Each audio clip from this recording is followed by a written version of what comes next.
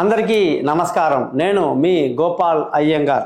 1వ తారీఖు డిసెంబర్ నెల నుంచి 7వ తారీఖు డిసెంబర్ వరకు మేషరాశి నుంచి మీనరాశి వరకు వార ఫలాలు ఎలా ఉందో తెలుసుకుందాం. thesimpleastrologer.com అని చెప్పేటువంటి ఈ యూట్యూబ్ ఛానల్ గత 8 ఏళ్లుగా నేను నడిపిస్తున్నాను. ఎంతో శ్రమ కోర్చి ప్రతి వారం ప్రతి దినఫలాన్ని వార ఫలాన్ని మీకు అందిస్తున్నాను. ఇదే కాకుండా అనేక విషయాల్లో ఆధ్యాత్మిక విషయాలు కానివ్వండి, అనేక హిందూ మతానికి సంబంధించిన అనేక అంశాలు కూడా మనం డిస్కస్ చేస్తూనే ఉన్నాం. దయచేసి మీరందరూ కూడా ఈ ఛానల్ని సబ్స్క్రైబ్ చేయటం, నలుగురికి చెప్పడం మీ బాధ్యతగా ఎరుగుతారని ఆశిస్తూ, ఇంత శ్రమ కోర్చి ఖర్చు పెట్టి మేము చేసే ఈ ప్రయత్నాన్ని మీరందరూ విజయవంతం చేయాలని మరొకసారి మిమ్మల్ని రిక్వెస్ట్ చేస్తున్నాను. ముఖ్యంగా చాలామందికి నేను వారఫలం చెప్పిన తర్వాత, సార్ మీరు చెప్పినట్టుగా మాకు శని ఇలా లేడు అలా ఉన్నాడు, లేదా గురువు ఇలా లేడు అలా ఉన్నాడు, రాహుకేతులు మా దాంట్లో సరిగ్గా లేరు, మీరేమో బాగుందంటున్నారని కొన్ని విమర్శలు వస్తుంటాయి. దయచేసి గుర్తుపెట్టుకోండి, జ్యోతిష్య శాస్త్రంలో 2 రకాల విషయాలు గుర్తు చెప్తున్నా.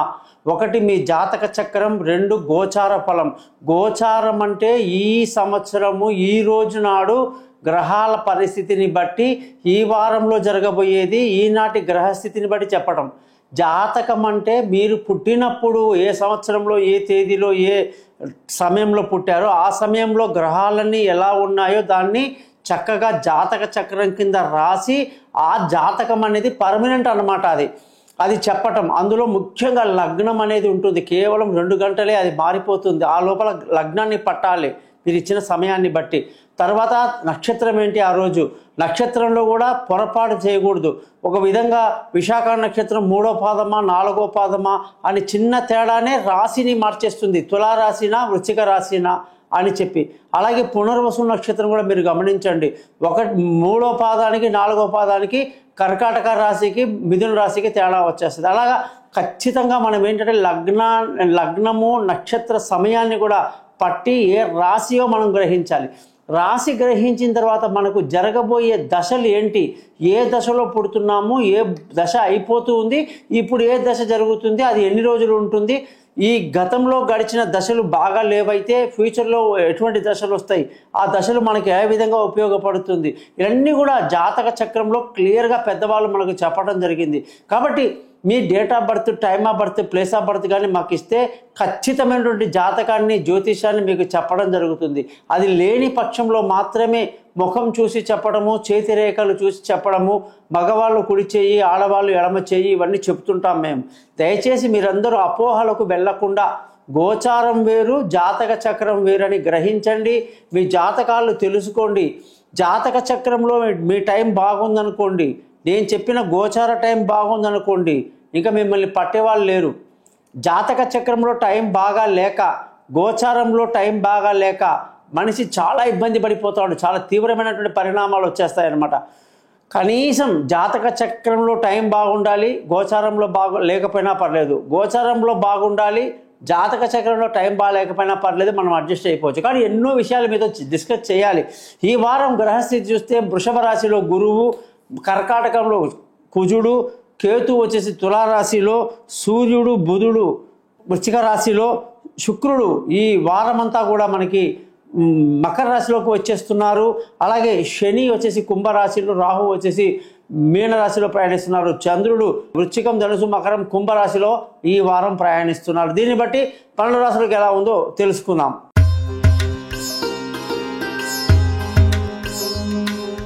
వృషభ రాశి వాళ్ళందరికీ కూడా ఈ వారంగానే చూసుకుంటే 1వ తారీఖు డిసెంబర్ నుంచి 7వ తారీఖు డిసెంబర్ వరకు శుక్రుడి యొక్క స్థితి అనేక రోజులుగా మిమ్మల్ని అష్టమంలో ఉండి బాధ పెట్టిన శుక్రుడు భాగ్యస్థితిలోకి 9వ ఇంట్లోకి వెళ్ళటం అత్యంత శుభదాయకం అన్నమాట. ఇది ఎంత మంచి పరిణామం అంటే మీలో సెల్ఫ్ కాన్ఫిడెన్స్ చాలా బాగా పెరుగుతుంది. అలాగే మీరు మంచి అదృష్టవంతులు అవ్వడమే కాదు, ధర్మ మార్గాన్ని ఎంచుకుంటారు. ఎంతో ధర్మమైన పనులు చేయటంలో ఎక్కువగా ఇంట్రెస్ట్ చూపిస్తారు అని చెప్పేసి బాగా చెప్పడం జరుగుతుంది. ఈ వారమంతా ఎంతో ఉల్లాసంగా, ఉత్సాహంగా, ఆనందంగా గడపడతారు. అలాగే మీ జాతకంలో మీకు ఈ యొక్క ఉద్యోగ అవకాశాలు మెండుగా ఉన్నాయి. ఉద్యోగంలో మంచి ఉన్నత వర్గీయుల ద్వారా మీకు మంచి సపోర్ట్ దొరుకుతుంది. వీసాలు మంజూరవుతాయి, మంచి మంచి ఉద్యోగాల అవకాశాలు మీరు ట్రై చేస్తే వస్తుంది, ఇంటర్వ్యూలన్నీ సక్సెస్ అవుతాయి, చాలా ఉన్నతమైన స్థితిలో పేరు ప్రఖ్యాతులు బాగా గడిస్తారని చెప్పేసి వృషభ రాశి వాళ్ళకి చెప్పాలి. వ్యాపార రంగంలో కూడా చక్కటి పరిణామాలు, డెవలప్మెంట్స్, ఉత్సాహపూర్వకంగా మీరందరూ కూడా డబ్బుని ఎక్కువగా పెట్టుబడి పెట్టడం, కొత్త రంగాల్లో మీ వ్యాపారాన్ని విస్తరించడానికి కూడా ఇది చాలా అనుకూలమైన సమయంగా మనం చెప్పచ్చు అన్నమాట. ముఖ్యంగా ఈ రాశి వాళ్ళందరికీ కూడా భార్యాభర్తల మధ్య చక్కటి అన్యోన్యతకు సయోధ్యకి కలిగి ఉండాలి అంటే కుజగ్రహం యొక్క అనుగ్రహం ఉండాలి. సుబ్రహ్మణ్య స్వామిని అదే పనిగా ఎవరైతే పూజ చేసుకుంటారో వాళ్ళకి భార్యాభర్తల మధ్య ఉన్న గొడవలు, ఇబ్బందులు అన్నీ కూడా తొలగిపోయి చాలా బాగుంటారని చెప్పేసి మనం చెప్పాలి. ముఖ్యంగా ఖర్చులు, వృషభ రాశి వాళ్ళంటేనే ఖర్చులు ఎక్కువ పెడతారు, అలాంటిది ఖర్చులు అదుపులో ఉంటాయి అని చెప్పడం, ధన ఆదాయం బాగుండడం, కుటుంబ సంతోషం, పిల్లల చదువుల్లో మంచి డెవలప్మెంట్ కనిపిస్తుంది. ముఖ్యంగా విలువైన వస్తువులు, భూములు, ఇళ్ళు, వాహనాలు, ఇతరత్ర అన్నీ కూడా కొనడానికి ఎంతో అనుకూలంగా ఉంది.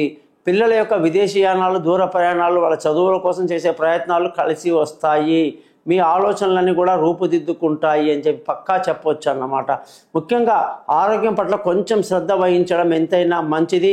మితిమీరిన ఆహారం భుజించడం వల్ల జీర్ణకోశానికి సంబంధించినటువంటి ఇబ్బందులు ఖచ్చితంగా కనిపిస్తూ ఉన్నాయి. పార్ట్నర్షిప్ బాగా కలిసి వస్తుంది. ప్రేమికులకు మంచి వారంగా ఈ వారాన్ని చెప్పొచ్చు.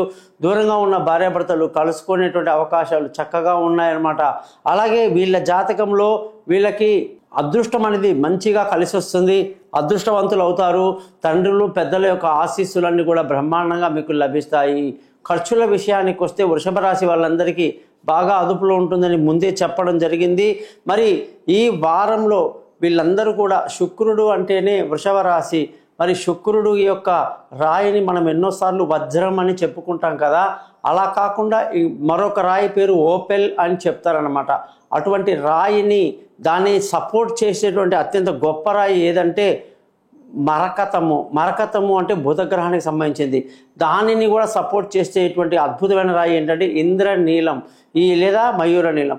ఈ నీలం 3 కలిపినటువంటి జాయింట్గా ఈ రాయిని ఎవరైతే మెడలో వేసుకుంటారో వాళ్ళు అత్యంత గొప్ప సంపన్నులు అవుతారు.